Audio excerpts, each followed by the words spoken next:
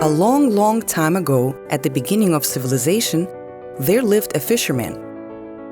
He caught fish with his hands, but unfortunately, his hands were not able to catch fish all the time. And some days the fisherman would go hungry. One day the smart fisherman decided that fishing with his hands is not comfortable nor practical. He needed to come up with an idea. He spent some time in the forest contemplating. He was hungry but determined. Eventually, he found a sturdy stick and sharpened the tip to make a spear. And with his new tool, he went fishing. The spear was much more effective than his bare hands, and on some days, he was able to catch not 1, but 2 fish a day. Now, since he had more fish than he could eat in one day, he was able to go fishing every other day or save the extra fish for the future in case of hard times. This parable is still relevant today.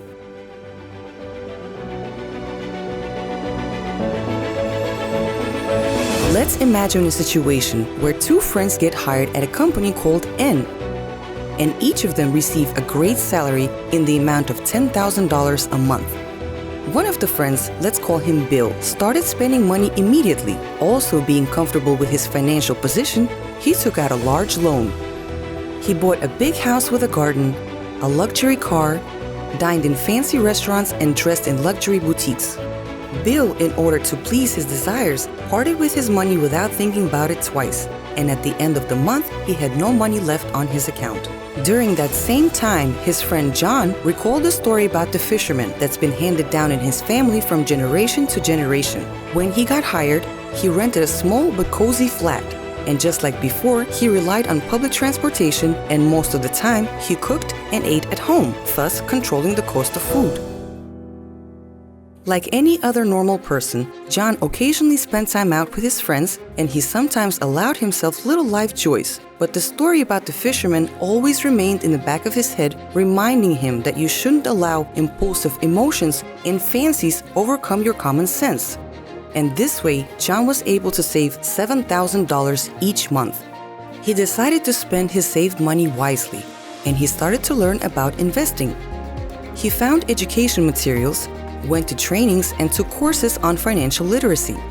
Once he learned about the different types of investment opportunities, John invested in different financial instruments such as company shares, different currencies, gold, and ETFs.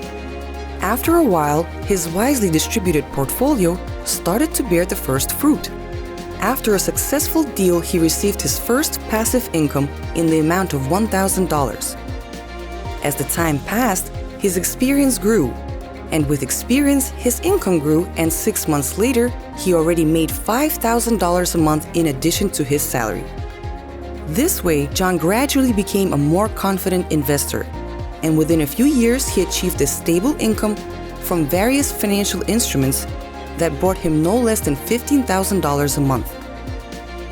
One day, very hard times came to Company N, and they were forced to make some dreadful changes. Because of some bad decisions and an overall global economic slowdown, they had to lay off several hundred employees. Among them were Bill and John. John was upset about the dismissal. Of course, nobody enjoys losing a good position with a high-paying salary. However, by that time, he had a reliable financial cushion to rely on at the expense of his investments. And because of this, his only concern was how to dispose of the severance pay in the most profitable way. Unfortunately, the situation for Bill was quite different. He had no savings, no investments, and no assets other than a house and a car in credit. The severance pay was immediately dispersed to cover monthly payments and household needs. Financial difficulties forced him to get into new debts in order to cover the old ones somehow. And so, out of an old friendship, he asked John to borrow some money. During the meeting, they had a warm conversation, and John decided to help his friend out. He offered to lend him more than he asked for and said that he would teach him how to properly dispose of funds that are left over after all monthly payments are made. And so he started to teach his friend financial literacy so that he would be able to pay off his debts and earn a little money to live on. And that's how it happened. Bill stopped wasting money and approached his finances with competence, and John started his own trust management company where he hired his friend. There are many similar stories, but often people start thinking about their financial stability when they already come face to face with a problem.